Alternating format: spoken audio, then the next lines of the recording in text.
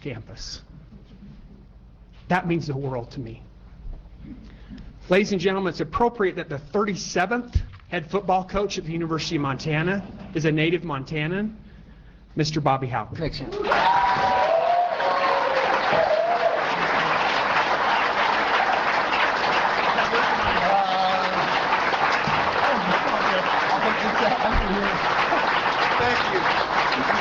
Thanks, everybody.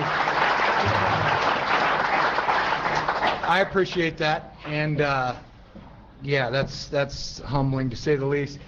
So good morning.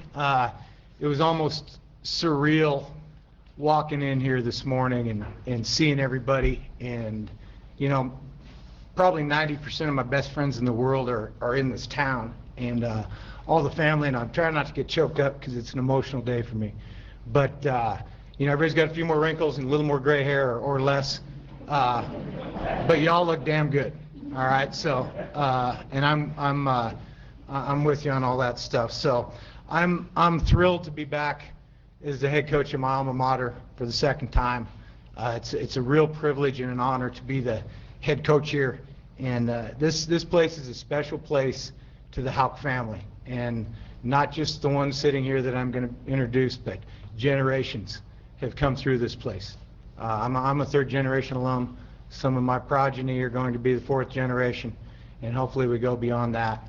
But you know, I grew up I was born in Missoula, my extended family, grandparents and great-grandparents and parents were all from Butte. I was born here, as I mentioned. Stacy was born at St. Pat's. We both went to college here, grew up in Big Timber. She grew up in the Mission Valley, and our roots with this place go deep. And it's just such a special day, and I'll obviously have a bunch of remarks here, but I want to introduce my family, which I'm going to try to introduce lots of folks here because there are a lot of them here, but obviously it starts with well, I'm going to start with the two most important ones, and starting with my mother-in-law Carol, because she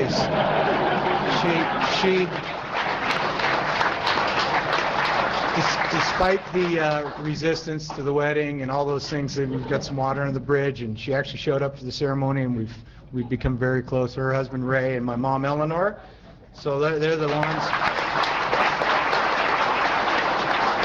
And then my wife Stacy, my daughter Elise, raise your hand, Lacey, the redhead, the Montanan, my daughter Sydney, and my daughter Allie, and then my son Robbie's not here. Obviously, he's got his own deal going, but he's listening in on the phone right now. So, hey, if this goes long into class, you go to class. All right? He didn't know if he could get it streaming, so I dialed his phone when I was sitting there, and he's apparently listening. We'll see. Cousin Doug, Uncle Tom, Cousin Nancy, Cousins Frank and Susan, going around the room. Brother-in-law Jason, Sister Katie's going to show up. She's getting out of class. I mean, is Katie here? Ryan. Where are you? Hey, way to go. Ryan, I know it's a Loyola shirt, but you're wearing blue at this press conference. Topic, and we're going to leave that where it is. That's a topic for another day. So I can't wait to get going on that, as you all know, but we'll leave that for another day. This is just really, really special and cool for me. And a lot of people have helped with this, and I don't generally, my remarks will be brief here, but there's some things I want to say.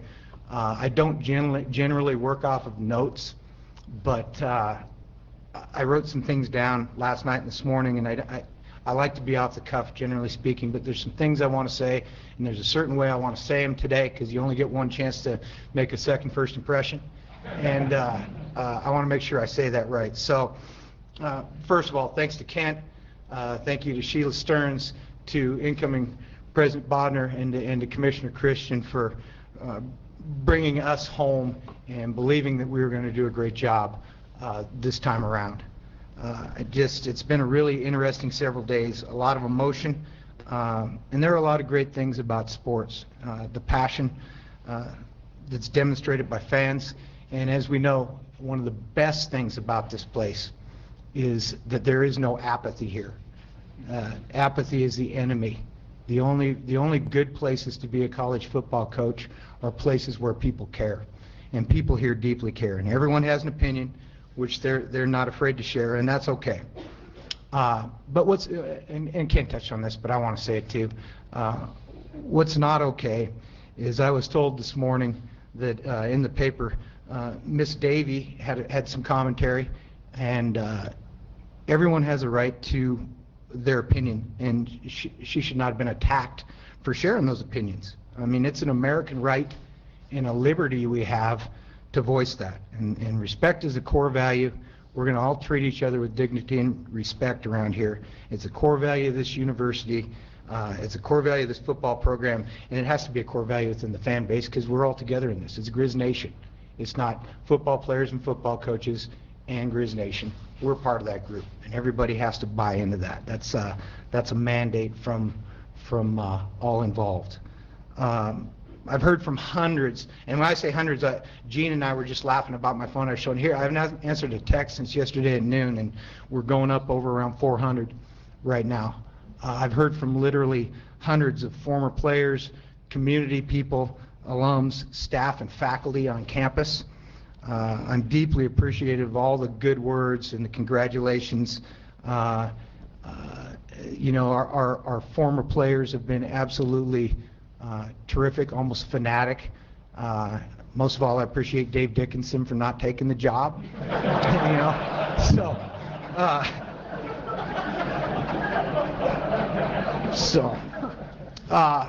you know, I want to talk a little bit about football. Like I thought that was good too, you know what I mean? And true. So I want to talk a little bit about football as well, because that's kind of why we're here to a degree. You know, I love football. I love coaching football. I love being on the practice field with the team. I love being on the sideline on game day. I truly love practice more than anything else. I love spring ball because you're just coaching guys. And I love being out there, working with student athletes, pushing them to be the best they can be. That's what, I mean, I just feel so blessed to have actually made a profession out of this nonsense. I mean, I've never had to go to work. You know, after I worked for Montana Rail Link in the summer and worked in the lumber mill and stacking hay, I figured out that is not what I wanted to do for a living. I wasn't sure what I wanted to do, but being able to be a football coach as a profession has been really special. And it's taken my family to many places around all good places around the western United States, but I'm really honored to be back home. And as I looked in the pictures in the Hall of Champions and coming up that elevator right there specifically, it juiced me up. I'm fired up. I want to get back to that. You know, they don't show pictures of scoreboards with the Grizz having less than the opponent on it. And I'm really excited to start today to building this thing back up to where it needs to be. And I'm reinvigorated, I'm energized, and maybe more so just after walking here from the offices. So talking about our record a little bit the last time here, which I'll touch on, and then we'll move to current events. But on and off the field, our guys had success. The football success was great. You know, we had 80 wins in 7 years. We had 3 trips to the national championship game. We had Big Sky Conference championships all 7 years we were here before. And those are great accomplishments. Obviously, some of the numbers are when you look back on them, you're immersed in it. You're intense about the next game. When you're here, you don't necessarily take time to enjoy that. Some of those numbers are pretty incredible. It'd be something to, in a tall order, to try to replicate that. But I'm also really proud of the 104 student athletes over that 7-year span that were named academic All Big Sky Conference, and there are many academic All-Americans. I'm again from Big Timber. I don't know what that number is. It's 104 divided by 7. I'm not good with that, but it's a significant number of guys on each team that were All Big Sky Conference members on the academic side. And there's all kinds of athletes that went on to great things. You know, not just pro football players, but people, lawyers, teachers, pharmacists, in the business world, accountants, and leaders in their community. And it's going to be great being back together and in arm with those guys. When you take a position as a head football coach, you get to restart, and it's unique to come back to a place. It's happened. This is not way out of the realm of things that have gone on, but it's a little bit unique to go back to a place where you've been previously. And people remember everything, especially people that are passionate about it. And they remember the great times. They remember mistakes you made. Certainly, they'll remember everything. They remember when you went for 2 and didn't get it, should have kicked it. They remember you should have thrown it more, or you should have run it more. I mean, everybody has an opinion on that, and it can be difficult to go back. But I recognize when we were here before, and I'm speaking from the heart here. I recognize when we were here before, we were not perfect. Okay. At one point, we mismanaged with major help from me, our relationship with the student newspaper for a period of time. We had amazing student athletes on our team, students who graduated at a far higher rate than the general student population on campus. But there were times that we also brought some young men into our team that conducted themselves in a manner that wasn't worthy of wearing the Grizzly uniform or that helmet. And I'm ready to work to do a better job on that score as well. Nothing's perfect. College kids aren't perfect. They won't be.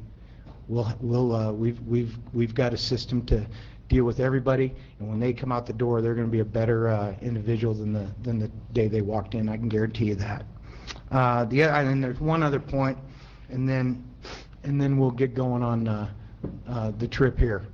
I want to take a moment because it's a topic that's critically important, and it's a difficult one to talk about for this community, for frankly all, when I say all, I mean all college campuses around the country, and for that matter, in Hollywood and in our federal government, and that's the issue of sexual assault. I've been saddened to see discussion of my potential return associated with the challenges this university has experienced on that issue. And I left Missoula in 2009, but there was an individual who was a player I recruited, and I'm not here to blame or relive the events of the past, but there was an individual that was here that I recruited that was convicted of that crime. And I want to emphasize the importance of the educational process, of training, shaping the culture, that sexual assault has been evidenced on this campus in particular. It just can't happen. It can never be tolerated. I mean, I'm the father of 3 daughters, and I'm also the father of a college-age son, and I worry about all of them at all times. And as I said, it's been singled out here. It's a problem across this country, and we are going to do our darn best to address it. And as a leader of the Grizz football team, I'm going to lead as a positive example for this community, and hopefully across the country people pay attention that we're the gold standard for all of that. So, I just felt like it was important for me to say something along those lines. In the 8 years since I left Missoula, spent some time with amazing people. I spent 3 years working under a legendary head coach in Rocky Long at San Diego State. As I talk about Rocky over the next coming years, you'll all be engaged by his way, and he's a great guy to take some tutelage from. I also worked for 5 years under an absolutely legendary athletic director, Jim Livengood, at UNLV. I'm just so proud of what we accomplished in both those places, though sometimes it's not always quantified on the scoreboard. But I come back here as a better coach than when I left. So, if I can hold up at my end of the bargain, I think we're going to get the job here. That experience the last 7-8 years has been invaluable to me in terms of what I can bring back home. As a football coach, I understand that everybody's got a horse in the race. I understand that we're not going to please everyone, but earning trust is critical to me and a top priority. As a husband, a father to 4 great children, and as a Montanan, I come back here, I'm ready not only to be a great football coach, but a strong advocate and ambassador for this university at a time when we need to go as a university around the state and around our region. And I love this place. It's going to be a very, very, very busy couple of weeks leading up till Christmas time. We have a ton of recruiting to do. I have a commitment to coach an SDSU's bowl game, which will not detract me from the recruiting process, I assure you, because I know where we're going with this thing. So with that, I'd say Grizz Nation, here we go. Together we're going to return to dominance here. Go Grizz. Let's get after this thing. Okay?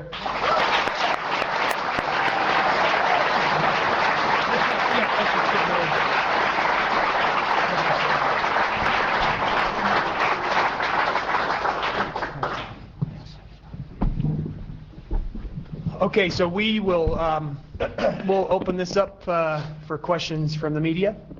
Hey, who's with the student newspaper, student reporters? You guys go first.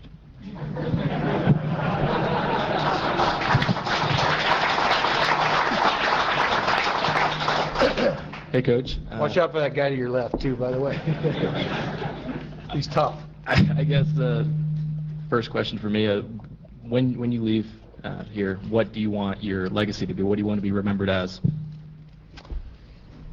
You know, it's interesting because the recirculation and coming back, the priorities are are different. I mean, obviously the priorities on the field are the same.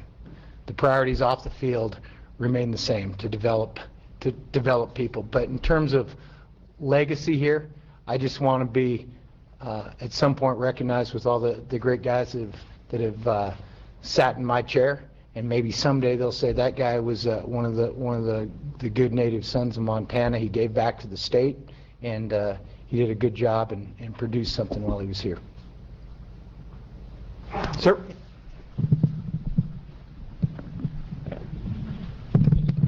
Ed O'Brien, Montana Public Radio. Hi, Ed. This is kind of a group participation question.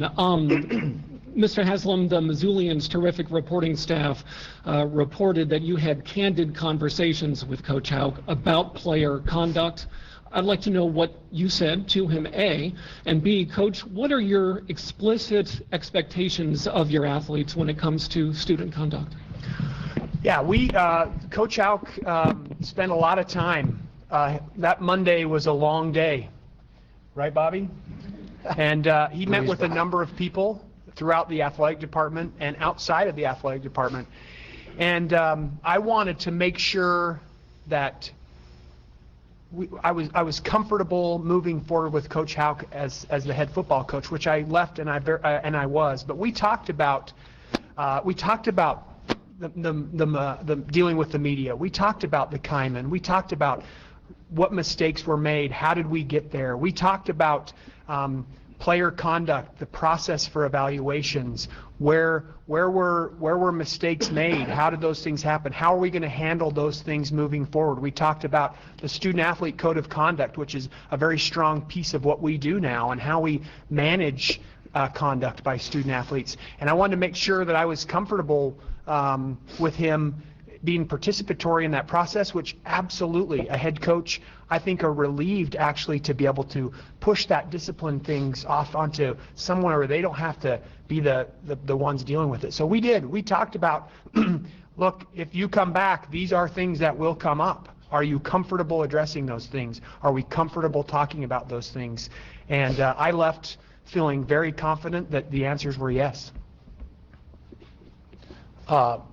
You know, I just basically second what Kent said. The student-athlete code of conduct is pretty, it covers pretty much every eventuality, and it's very succinctly laid out. It's a good document. It was well thought out and well developed, and you know, that pretty much lays this, in terms of your question, that pretty much lays the structure for it.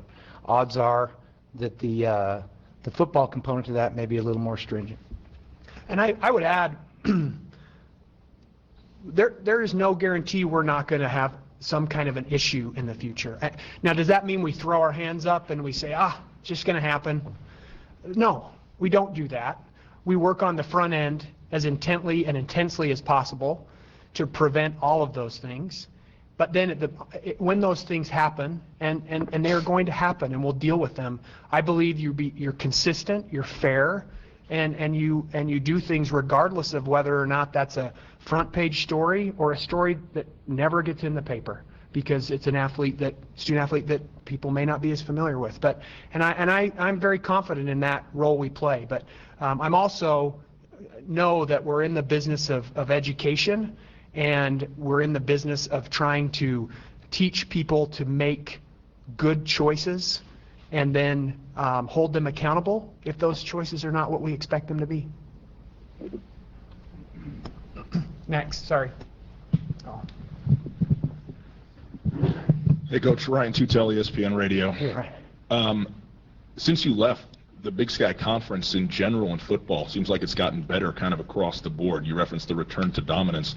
What does it take for a place like this with you here to be able to do that, given the new landscape of the Big Sky? Here we go. We actually talked about that. Hey, by the way, Aunt Mary Lou and Uncle Gunny are here. I didn't see them, so that's good. So, Cousin Chris, Steve, very good. Sorry. So, back to the question. I'm blathering and forgot. No, so the Big Sky Conference. I don't agree with your assessment, really. I think the Big Sky Conference is what it is. I think it is what it has been. I think the one difference right now, and has been the last numerous years, is there's not Montana at the top. I mean, and when Joe was here, and Mick, and the end of Don's tenure, and then my 7 years here, there was always Montana at the top, and then there was some challenger. All right, now I can speak to our time. You know, in 2003, it was kind of Idaho State. In 2004, it was the Bobcats. In 2005, it was Eastern Washington. In 2006, it was probably Eastern again. In 2007, there wasn't anybody. In 2008, it was Weber State. In 2009, there wasn't anybody again to challenge.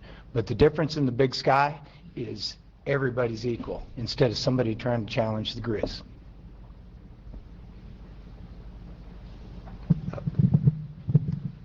In my mind. Obviously, we don't have to agree on everything. Hi, Amy. Bobby. Sorry I didn't get back yesterday. That's okay. You were a little busy. That's all right. So you interviewed for the job the last time there was a vacancy. When did you realize you wanted to come back? Well, you know, I come back here to the state of Montana every chance I get. I mean, if I got a 3-day weekend, I'm in Montana. If the boss next to me to this side is down with that. But you know, in terms of coming back, this is home for me.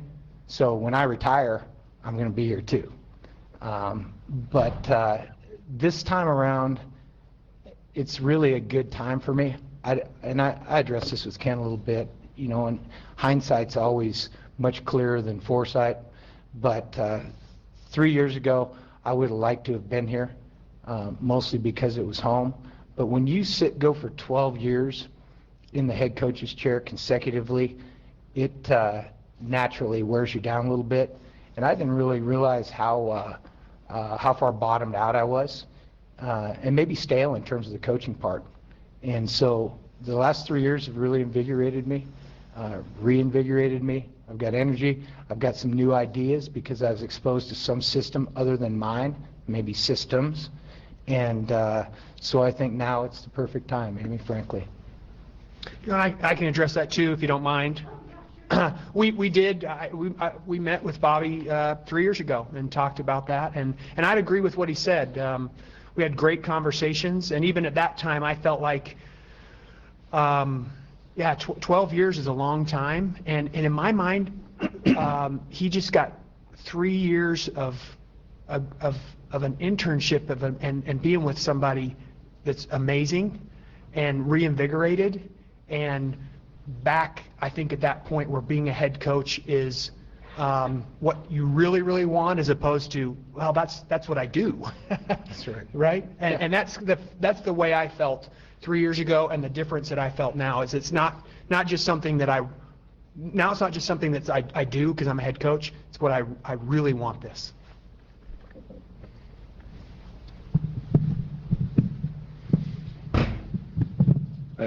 Coulter Nuanez, ESPN Radio, as well as Skyline Coulter, Sports. good to see you, Yeah, man. good to see you, man. Two-part question. Ken, first, what will constitute success, both immediately and long-term? And then, Bobby, given the success that you had here, what do you think of the expectations? Obviously, you will embrace them, but they're sure to be as high as they've ever been at Montana. Well, I've said this all along. We have high expectations here, and I never apologize for those high expectations in everything that we do. And I'll dodge that question as much as I can. I'm not going to stand up here and say, Bobby, you win a Big Sky Conference championship next year, or that's not what I expect. I mean, we expect that every year. We just do. And I think we have the tools and the things in place to be able to do that. My expectations are really for success on and off the field, and my expectations are for Coach Hauck now to reinsert himself into this campus community, which he was a part of. It's been a while and things have changed here, but reinsert back in the community, build those relationships, get across the state, shake a lot of hands. You know, those are my expectations. Really, in the football, really with all of our head coaches, but in particular the head football coach, it's got to be a good partnership with that athletic director to be able to set the expectations, follow through on those. But he's also got to coach football. I mean, I understand that. So we want him doing everything. There you go. Do everything, Coulter. There you go. Coulter, you've been around me long enough and enough times to know kind of what the expectation is, but so we can get something in print, I'm going to answer the question. You know, the four goals at this place are going to remain the same. To get your degree, for our players, they're going to have the same four goals: to get your degree, to win the rivalry game, to win the Big Sky Championship, and to win the national championship. It isn't real difficult to figure those ones out. And that is in front of our guys from the day they show up till the day they leave. And in fact, if you talk to some of those guys that played 10, 12 years ago, they can recite those for you. You know, my expectation is for us to win championships here, and we're going to do that. The only variable is time. I don't know how long it's going to take. I will have to get out on the field with our team to give you a more exact assessment of how long I think that's going to take. But we're going to win championships here. Just give us a chance to build it, and we will. We know how to do that.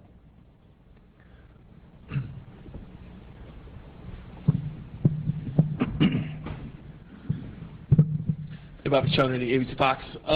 Where are you at as far as rounding out your staff? And you have a lot of guys that are currently on staff that are former players for you, so just where are you at in that? Yeah, that's a really good question, and certainly that's the next order of business. Just getting started on that. Got numerous people that I need to visit with. I'm not going to be in any big hurry to complete the staff. I want to take my time on that.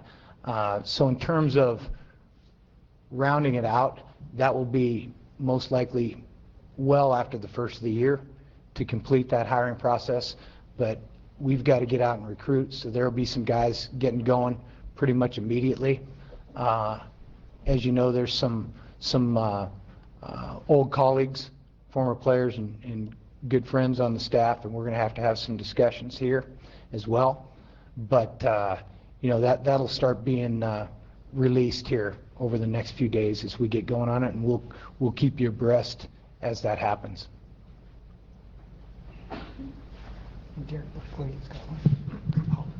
Ryan, too. Sorry. Bobby, Derek Berkeley with K-Pax. Big Timber's finest. Yeah, go Herders, right? Second finest. Maybe third, after Tim, I don't know. Sorry to correct you. Just curious how familiar you are with the roster and the players, and if you've had a chance to say anything to any of the current players with the Bears. Yeah, it's funny. I'm pretty familiar with the roster. I've watched some. I haven't been able to dig into the game film as of yet, but I've watched some games on TV and have a pretty good handle on some of it. I've had a chance to look at some of the the scholarship numbers and stuff. That was late last night on the computer screen looking at some of it. It's going to take me a while to put faces with names, but once I get that, it'd be good to know everybody. I know some of the parents too. Unfortunately, that wasn't the case last time I was here. But I know quite a few of the guys on the roster. I've seen a lot of their high school film when they were coming out of high school, so fairly familiar. I wouldn't say intimately familiar, Derek, but know some of the guys.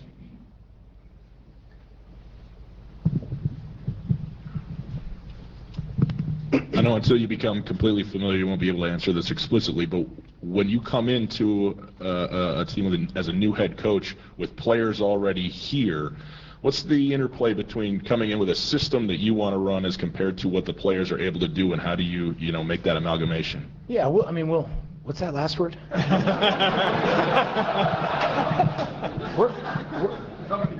Got it. I was going to go, you're not from Butte. All right. Very good. I can't even spell that. I shouldn't say it. Now I can't go to Butte. Okay. They don't know what was it again? Amalgamation. They don't know. They do know what amalgamation is in Butte. Yeah, they do. You're not from Big Timber. How's that?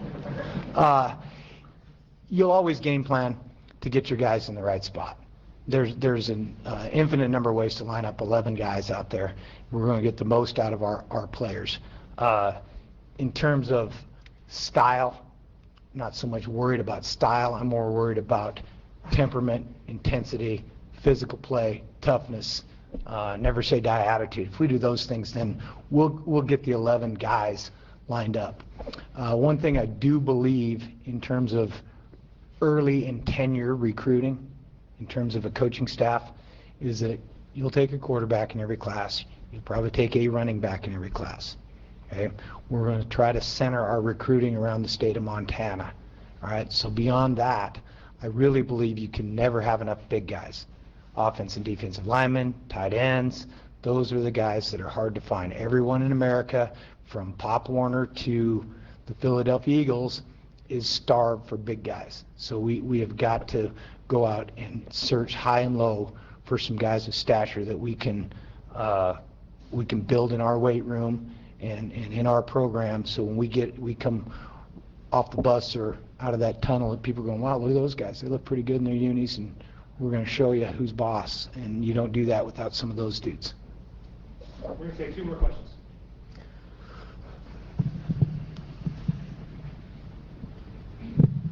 Hey, Bobby. Daniel and Serpy, NBC Montana.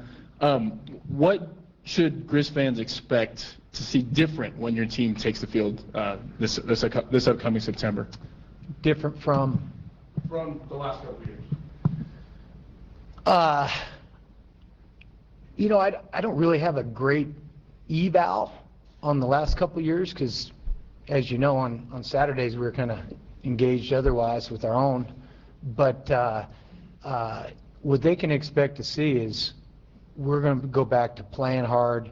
I don't know, and this is a ticklish question for me because I'm not speaking about anything that transpired here when I wasn't here. But we are going to play hard. We're going to play physical. We're going to play Montana football. We're going to be Montana tough, Montana strong, all those things that we were the last time I was here.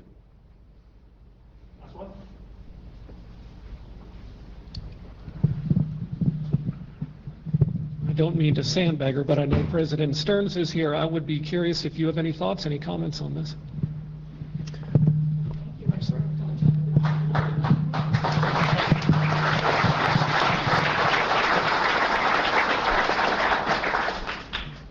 Thank you, Edward. I didn't even put you up to this, but I would like to welcome the Hauck family and you, Bobby. Thank you. Yeah, I'm just so thrilled. Good to see you.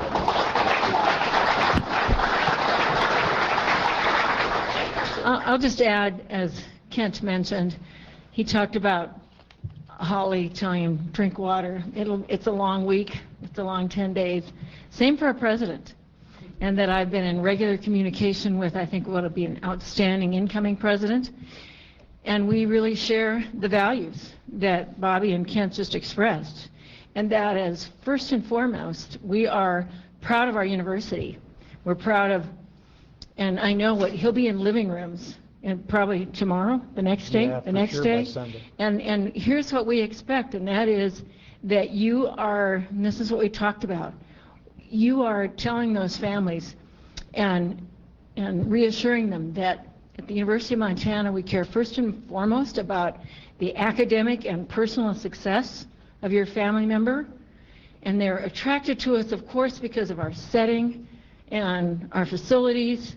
They're fabulous. But unless we have dignity and respect among our coaching staff and among our student athletes, then we will not succeed. And it took some time and a lot of questioning for me to be completely reassured that even though I have known Bobby Hauck for a really long time, to make sure that the kind of culture that Kent and Jean and others have established here, Rondi, our Dean of Students, and others, we at the University of Montana, and I found this out, by the way, everyone, I started a year ago today as president. Who would have thunk? I mean, I didn't think it was going to be an easy year, but month after month. And what matters to me is the culture that these individuals have established, and that I am completely convinced that Coach Hauck and any assistant coaches and athletes that he brings here will be completely involved with and committed to that high standard, dignity, and respect of all involved. So that's how I feel about it.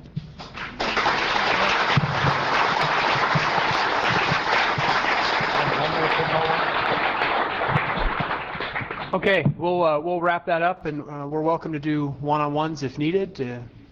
Now, thank you all so very much for being here. I really do appreciate it. Thanks.